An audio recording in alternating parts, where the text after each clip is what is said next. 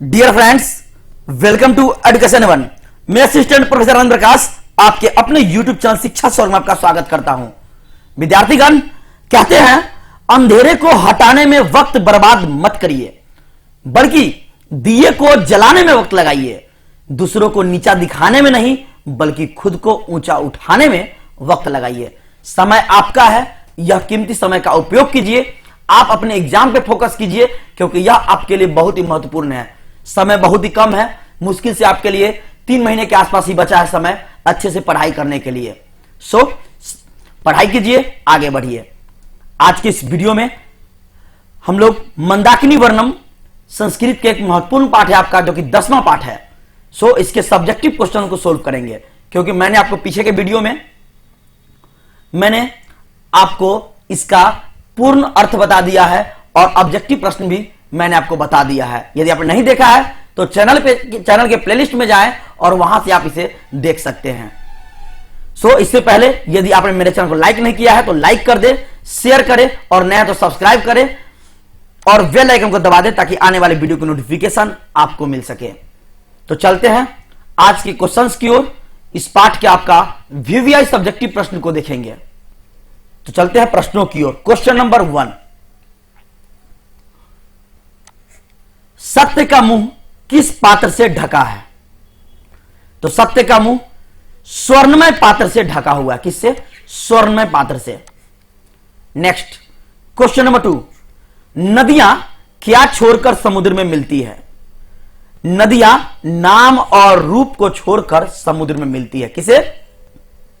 नदियां नाम और रूप को छोड़कर समुद्र में मिलती है।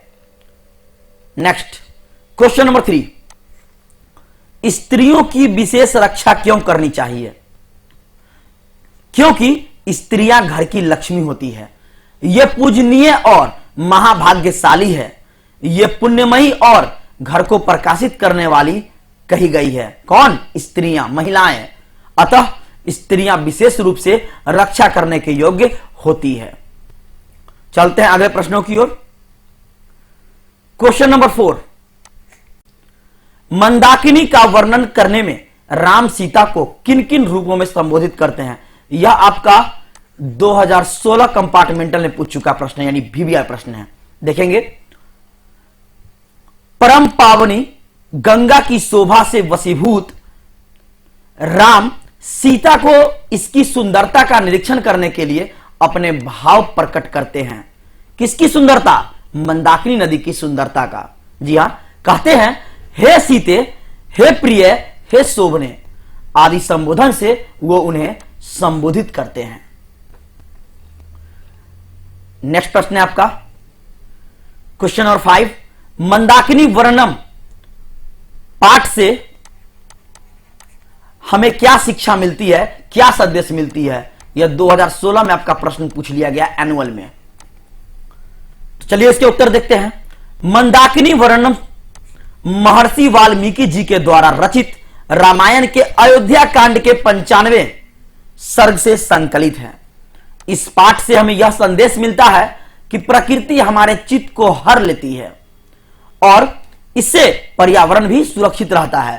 प्रकृति की शुद्धता के हमेशा हमें ध्यान देना चाहिए, प्रकृति की रक्षा करनी चाहिए, क्योंकि प्रकृति हमेशा सौंदर्यता और सुंदरता को बढ़ाता है। Next question number 6, Shri Ram के प्रकृति सौंदर्य बोध पर अपना विचार लिखें। भगवान राम सीता और लक्ष्मण के साथ एक साथ जो है वह वनवास काल में चित्रकूट आते हैं। कहां आते हैं? चित्रकूट। तभी श्री राम मंदाकिनी की प्राकृतिक सुंदरता से बहुत प्रभावित हो जाते हैं और श्री राम जो है वह सीता से कहते हैं, हे सीता, यह नदी, कौन सी नदी? मंदाकिनी नदी, प्राकृतिक संपदाओं से घिरी होने के कारण मन को आकर्षित कर रही है। मन को आकर्षित कर रही है। यह नदी रंग बिरंगी तटों वाली और हंसों द्वारा सुशोभित है। ऋषिगण इसके निर्मल जल में स्नान कर रहे हैं। श्री राम सीता को मंदाकिनी की सुंदरता, सौंदर्य का वर्णन करके सुनाते हैं। चलते हैं अगले प्रश्नों की ओर। क्वेश्चन नंबर 7, मनुष्य को प्रकृति से क्यों लगाव रखना चाहिए? तो आंसर है आपका, प्रकृति ही मनुष्य को पालती है, इसलिए प्रकृति को शुद्ध होना चाहिए, साफ होना चाहिए। यहां महर्षि वाल्मीकि जी प्रकृति की सौंदर्य को यथार्थ रूप से वर्णन करके मनुष्य को प्रकृति से लगाव रखने का संदेश देते हैं, शिक्षा देते हैं। इससे हमारा जीवन सुखमय और आनंदमय हो जाता है। विद्यार्थीगण, हर एक प्रश्न आपके एग्जाम के लिए इंपॉर्टेंट है। इसमें से 2-3 प्रश्न तो आपके पूछ लिए गए हैं, बाकी पूछने के भी आपके बहुत से चांस बन जाता है आपका एग्जाम में आने का। सो चलते हैं अगले प्रश्नों की ओर। क्वेश्चन नंबर 8, मंदाकिनी वर्णन पाठ का परिचय 5 वाक्यों में दे, अथवा मंदाकिनी का वर्णन अपने शब्दों में दे। मंदाकिनी वर्णन पाठ का परिचय जो है आप अपने शब्दों में दे। आंसर आपका क्या होगा? वाल्मीकि रामायण के अयोध्या कांड की सर्ग संख्या 95 से संकलित है। इस पाठ में आदि कवि वाल्मीकि की काव्य शैली तथा वर्णन क्षमता अभिव्यक्त की गई है।